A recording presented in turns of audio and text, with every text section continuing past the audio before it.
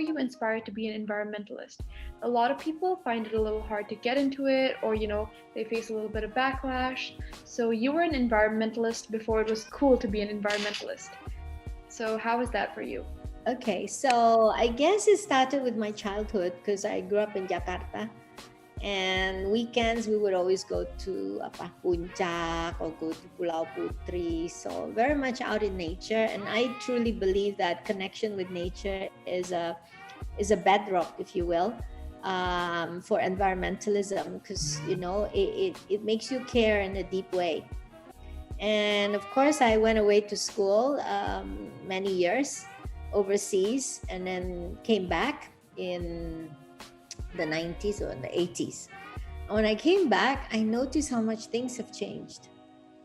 And that really, sort of bothered me, because you go up to Puncak, it wasn't the same as before, because my aunt used to have a house in Puncak, and that's where I spent a lot of my childhood. We were climbing trees and doing stuff like that, And then when I was, away in school, then of course you learn a lot more about environmentalism, abroad.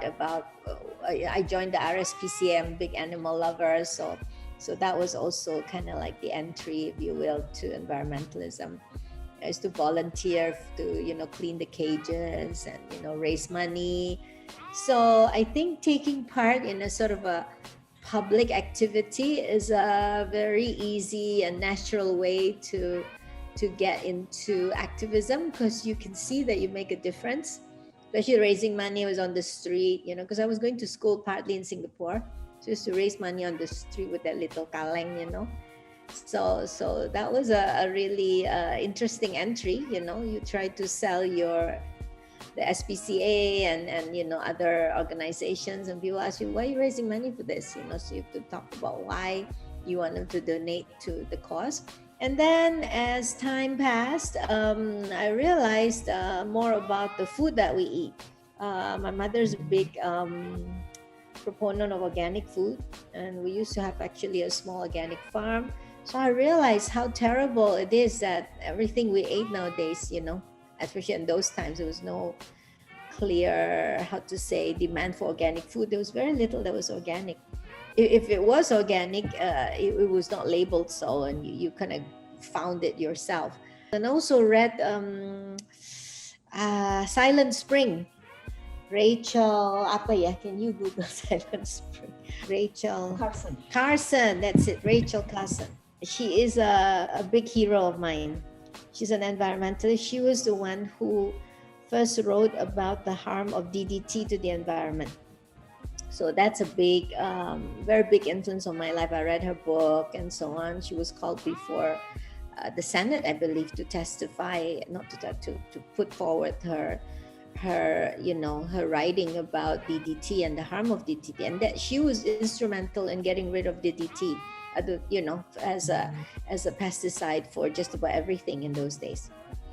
So that's how I got into it, I guess, activity, and and then slowly, when I grew up, I worked for a company, and then after a while I decided, oh, that's not so fun. It's just kind of making money and trying to figure out how to charge more.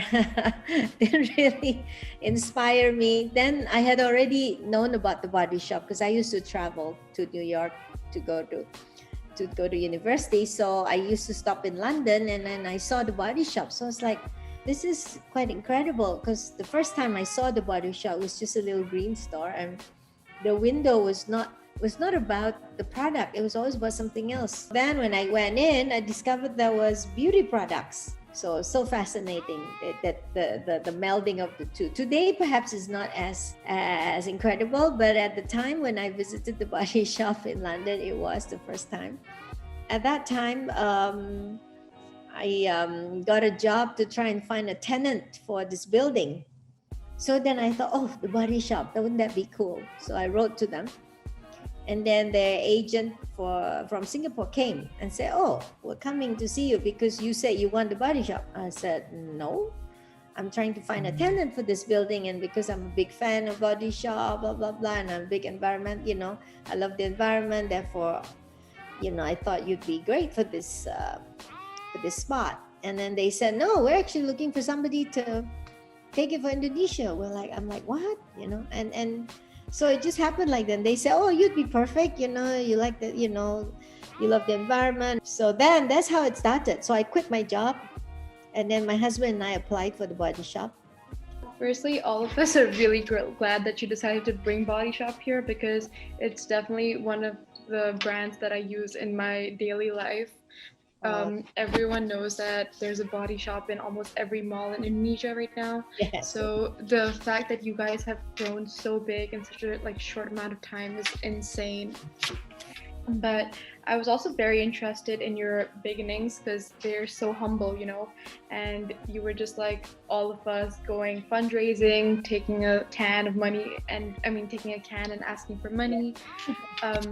Ruhani and I, we do aim to get more into fundraising later, so that's genuinely something very interesting to us.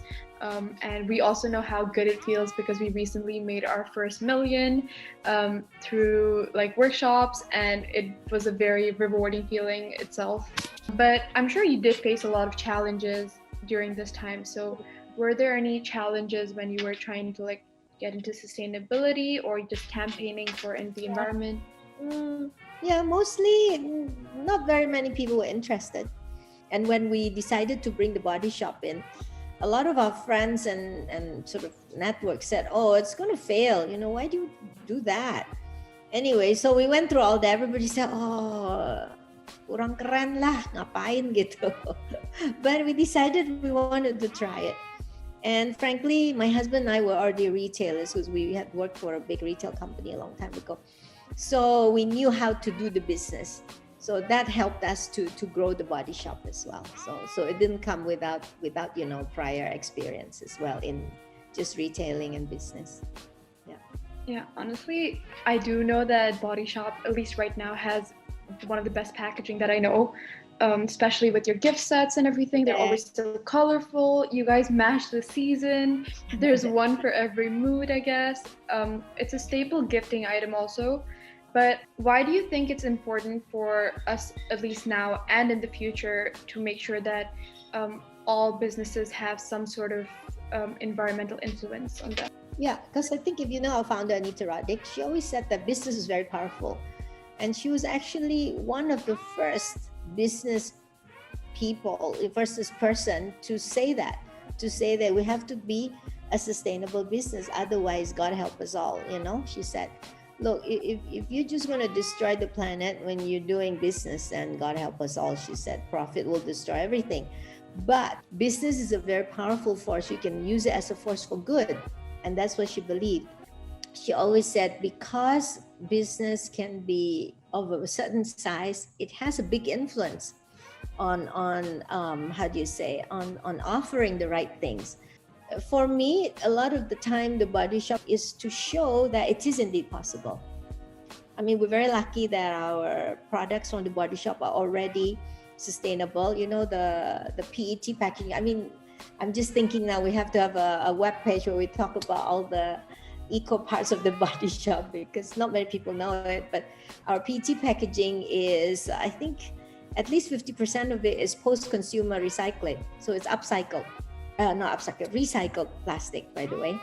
And very soon the Body Shop in Indonesia will recycle all the packaging you're returning into something that you guys can get back, like for gift with purchase, and for with points. And I'm already thinking about that. So we're very conscious about packaging, and that's actually one way that I think business should be really concerned, because business should be concerned about the impact that it makes. Yeah, I definitely agree. And I think that's what a lot of businesses right now don't look at, the whole journey of the product itself. Right. You shell it out in the market, and that they think their responsibility ends there.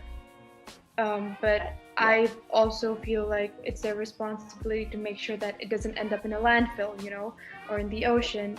And I think that's what most businesses need to know right now, that it's not always all about profit.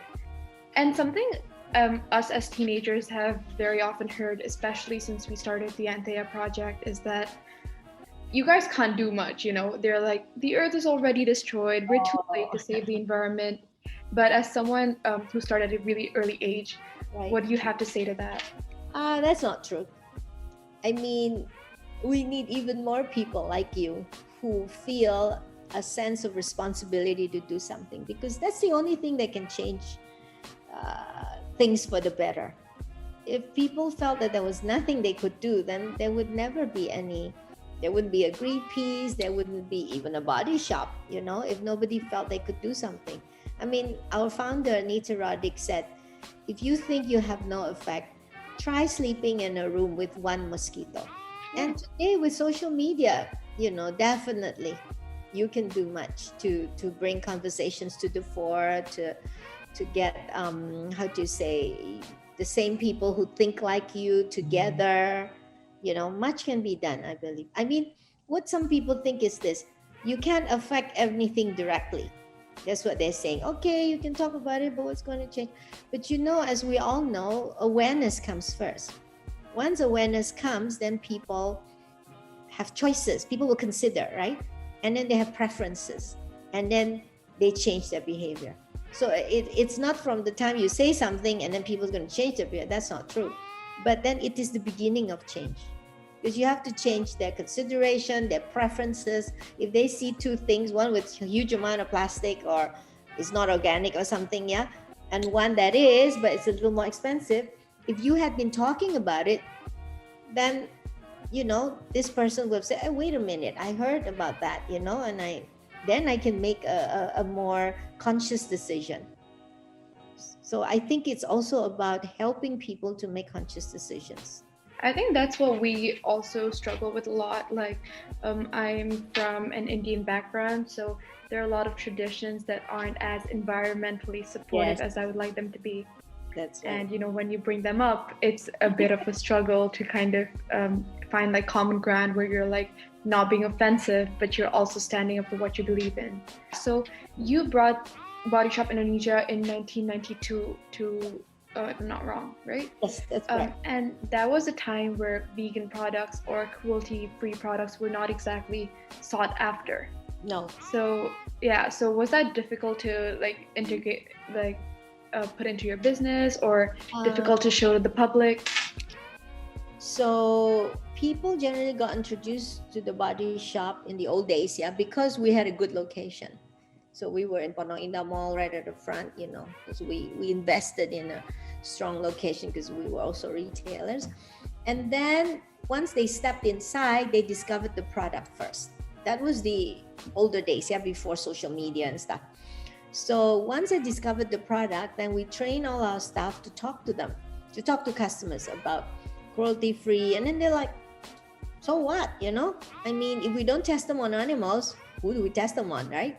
And we said, well, actually, we have volunteers to test the product. In those days, there were human volunteers who tested products because they didn't want them to be tested on animals. All these things were very interesting things to talk about. Yeah, so that's the thing. So once people understood, and then they didn't know that, like rabbits, hundreds and thousands of them were killed every year in cosmetic animal testing. That was the truth.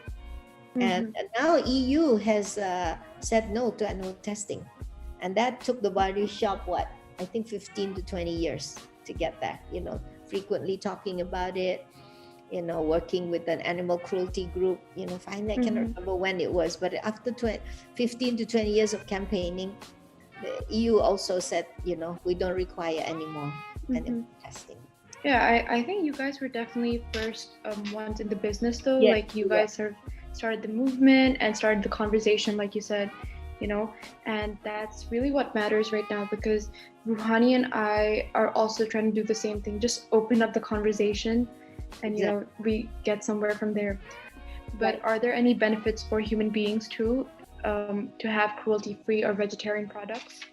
Yes. Well, one is that, you know, although they used to test on animals, but actually animal skin is not really like ours. So even if they had to test it on animals, it wasn't 100%, you know, like an animal didn't get allergic to something, it didn't mean that humans wouldn't.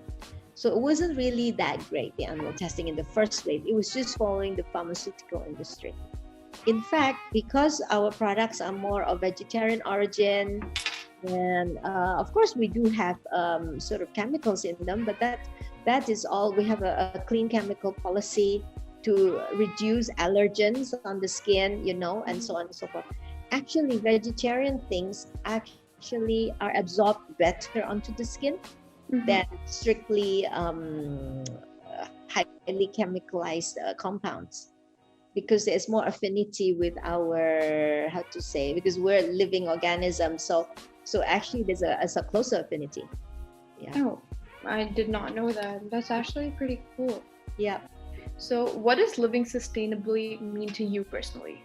To me personally, it means that I think about what I use, what I eat, the kind of electricity I get, anything that I can affect to make the impact I leave on this planet, less every day. I mean, I like the whole thing that every day you improve just a little bit. Maybe 3 years ago, people were using plastic bags. Today, you don't use plastic bags. That's a big move. So sustainability is about doing small things every day to make sure your impact is less and less on this planet. And so the idea, I think, is to change our mindset from consuming to creating. Yeah.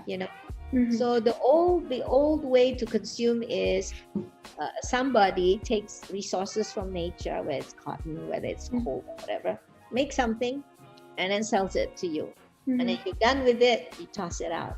So now I'm thinking, look, what if we do a turnaround at the end, when people buy things and sells it to us, then maybe we can do something to make it last longer, maybe upcycle it to something else when it's had its day.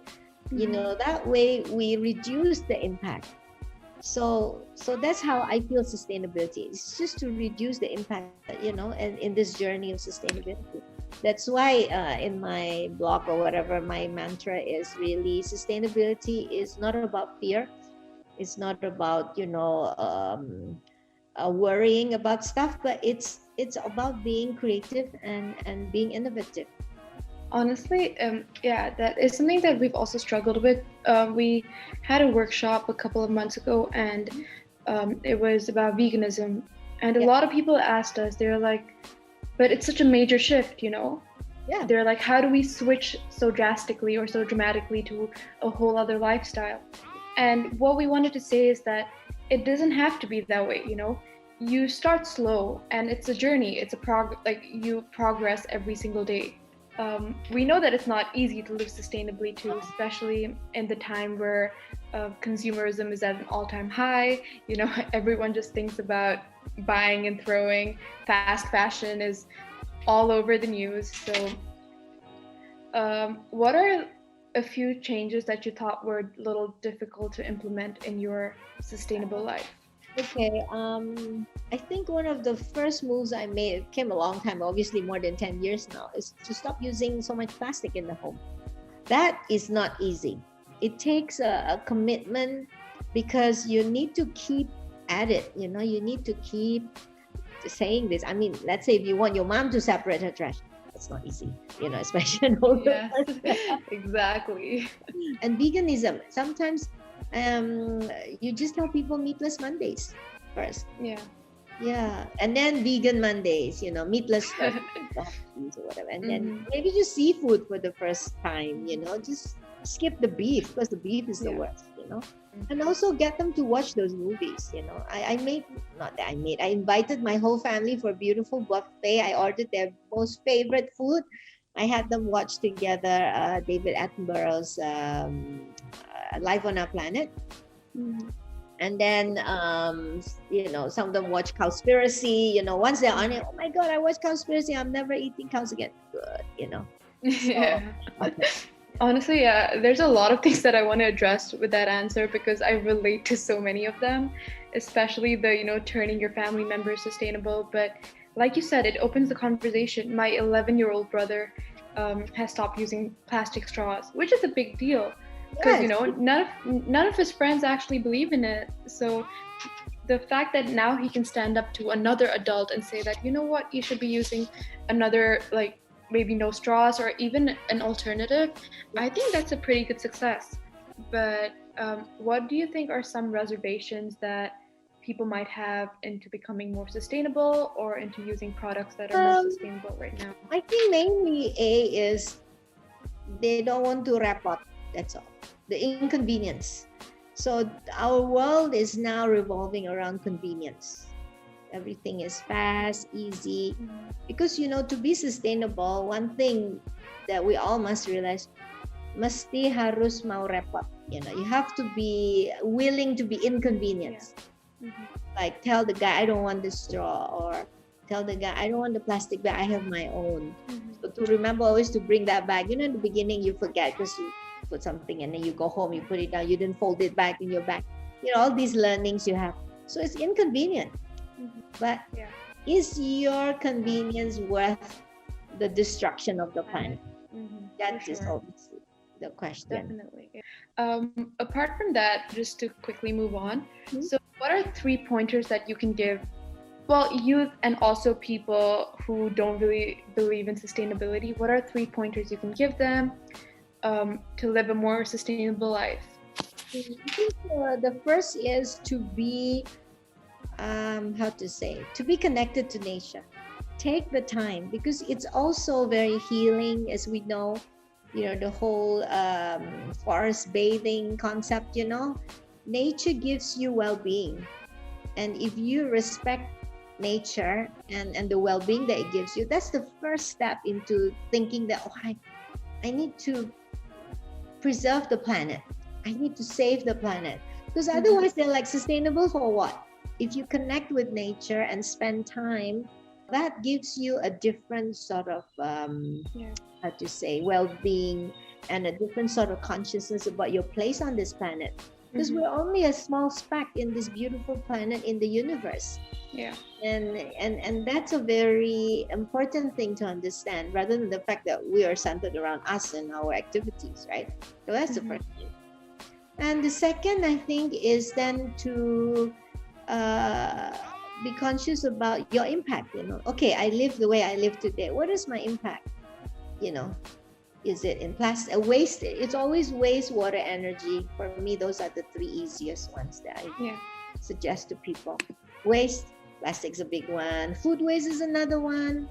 You know, the type of food you eat. You know, obviously, waste, water, energy, food. Sorry, waste, water, energy, food. Yeah, 4. So waste is one. Water, you know, I think in Jakarta it's not so bad, but in Bali we don't really. Jakarta's certain regions are okay with water, certain regions are not. But in Bali we only have rain 6 months a year, for instance. So there is a water crisis if we don't watch it. And energy, obviously, you know, the fact that fossil fuels, you know, is destroying the planet. And finally, the food you eat. Those 4 is already, you know, more than enough, I think. Yeah, for sure. I think at the end of the day, it will also matter whether or not, you know, how willing people are to be open-minded, like you said, because we can give as much information as we like and as much advice as we want, but people need to be willing to absorb that and actually take it into consideration. Yes. So hopefully this interview is gonna open the path to that, because you were amazing to talk to. Last question I would like to ask is, do you have any tips for environmentalists like Ruhani and I, or people who are just newly starting their own organizations?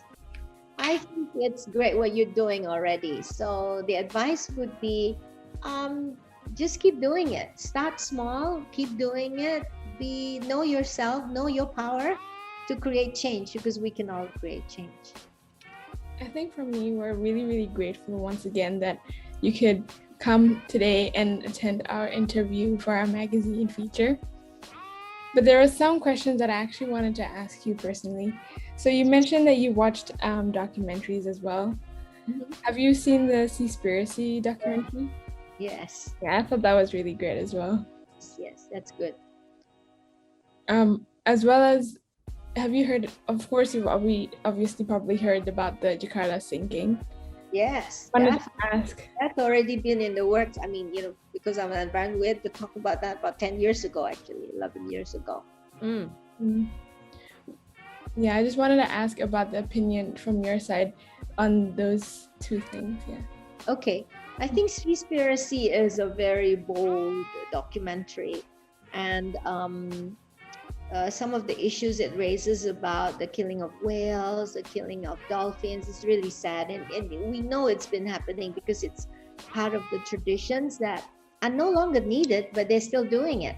So that's something definitely that those NGOs and we all need to say that we don't want these to happen, because as you know, whales are important for the oceans and so on.